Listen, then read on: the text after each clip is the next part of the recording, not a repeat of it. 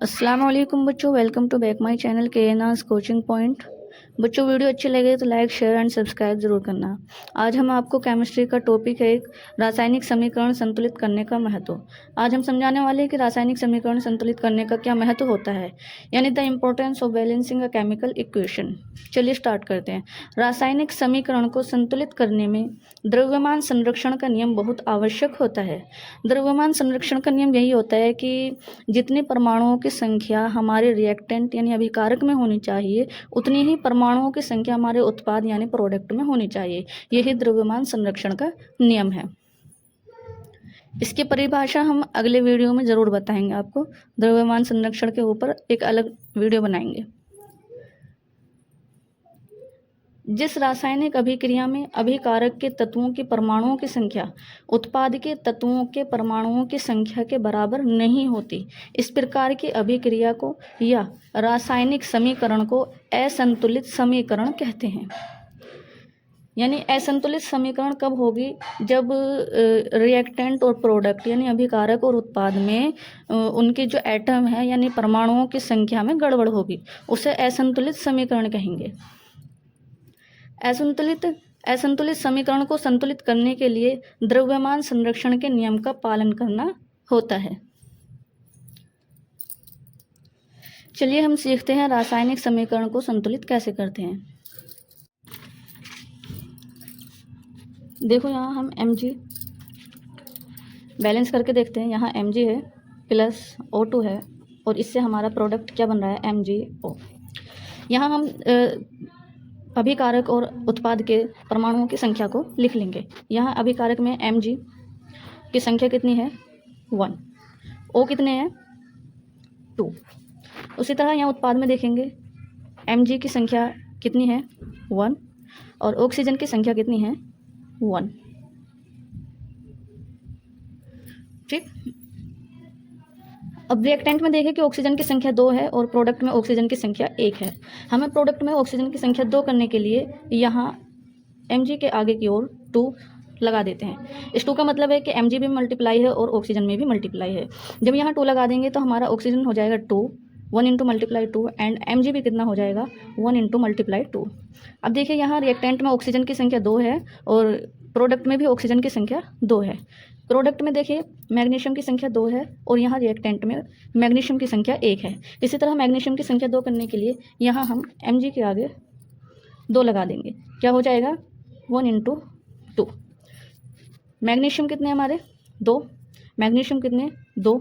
2। Oxygen कितना है? 2 और ऑक्सीजन भी कितना है? 2। यहाँ देखिए मैग्नीशियम 2, ऑक्सीजन 2, ऑक्सीजन 2, मैग्नीशियम 2। इस तरह से हम बैलेंस करते हैं। सेकेंड एग्जाम्पल देखते हैं। H2 प्लस में N2, इससे क्या बन रहा है हमारा? NH3। इसे देखते हैं हम। रिएक्टेंट में हाइड्रोजन की संख्या कितनी है? 2। नाइट्रोजन की संख्या कितनी है? 2। और यहाँ प्रोडक्ट में देखेंगे नाइट्रोजन की संख्या कितनी है? 1 और हाइड्रोजन की संख्या कितनी है? 3। यहाँ प्रोडक्ट में हाइड्रोजन 3 है, यहाँ कितने हैं? 2। पहले इन्हें बैलेंस कर लेते हैं। यहाँ नाइट्रोजन 2 है और यहाँ नाइट्रोजन 1 है। नाइट्रोजन को 2 करने के लिए यहाँ हम 2 आगे लगा देंगे, यानी मल्टीप्लाई 2 हो जाएगा। जैसे ही यहाँ पर 2 लगाएंगे तो 2 की मल्टीप्लाई नाइट्रोजन में भी होगी और 2 की मल्टीप्लाई हाइड्रोजन के 3 में भी होगी। यानी क्या हो जाएगा? नाइट्रोजन 2 हो जाएंगे और हाइड्रोजन कितने हो जाएंगे? 3 2 6। अब देखिए नाइट्रोजन बैलेंस है। यहाँ रिएक्टेंट में नाइट्रोजन की संख्या 2 है और प्रोडक्ट में नाइट्रोजन की संख्या कितनी है? 2। देखते हैं हाइड्रोजन को। हाइड्रोजन जो है यहाँ 2 है और यहाँ पर है 6। रिएक्टेंट में हाइड्रोजन की संख्या कम है, इसे 6 करने के लिए मल्टीप्लाई किससे कर देंगे? 3 से। 3 2 6 इंटू 3। इस तरीके से हमारी कोई भी केमिकल इक्वेशन बैलेंस हो जाती है। नेक्स्ट एग्जाम्पल हम देखेंगे। H2 प्लस में S प्लस में O2।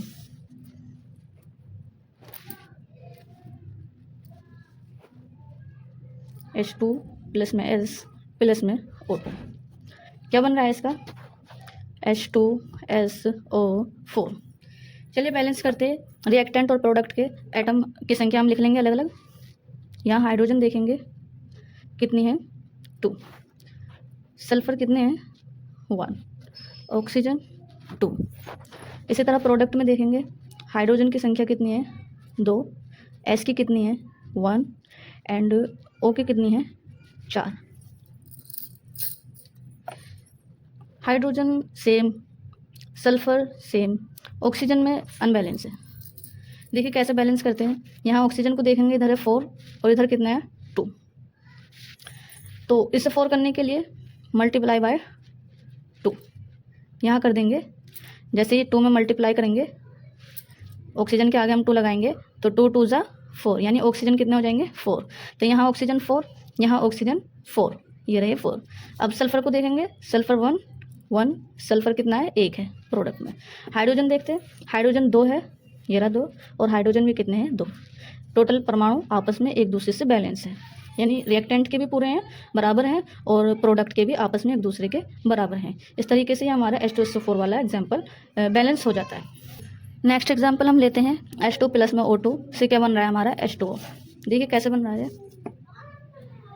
H2 प्लस O2 से क्या बन रहा है H2O यानी वाटर। एटम की संख्या लिख लेंगे हम इसी तरह, यहाँ H2, रिएक्टेंट में हाइड्रोजन की संख्या कितनी है 2, ऑक्सीजन की कितनी है 2। प्रोडक्ट में देखेंगे, हाइड्रोजन की कितनी है 2, ऑक्सीजन की कितनी है 1। यहाँ ऑक्सीजन 2 है, हाइड्रोजन आपस में बैलेंस है, यहाँ ऑक्सीजन 2 है और ऑक्सीजन यहाँ 1 है।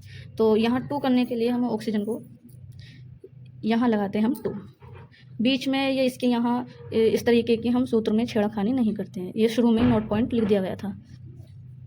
जैसे ही हम 2 यहाँ लगाएंगे तो 2 की मल्टीप्लाई 2 में होगी हाइड्रोजन के 2 में, और 2 की मल्टीप्लाई ही ऑक्सीजन में होगी, यानी कि हाइड्रोजन कितने हो जाएंगे 2 2 ज़ा 4, और ऑक्सीजन कितने हो जाएंगे 2 की मल्टीप्लाई ऑक्सीजन में करेंगे, यानी 1 × 2 इज इक्वल्स टू 2।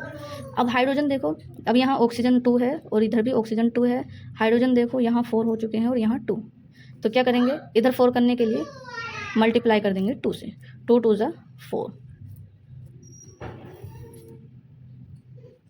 ऐसे ही वाटर का बैलेंस हो जाता है एकदम 2H2 2H2। बाकी समीकरण बच्चों तुम खुद बैलेंस करना और देखना कि आपसे होते हैं नहीं। ये हमारा Na और H2O, CO और O2, HNO3, ये बाकी जितनी भी समीकरण हैं इन्हें आप खुद करेंगे। बच्चों वीडियो अच्छे लगे तो लाइक शेयर एंड सब्सक्राइब जरूर करना और हमें सपोर्ट करना। Thank you.